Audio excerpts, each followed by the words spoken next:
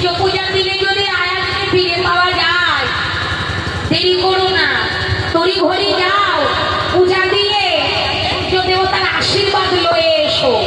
তা সূর্য পূজা নিয়ে দেবে মা, পূজার তো কিছু উপকরণ লাগবে। তো বড্ড তারা বেরিয়ে গেল, তোমাদেরকেই বলি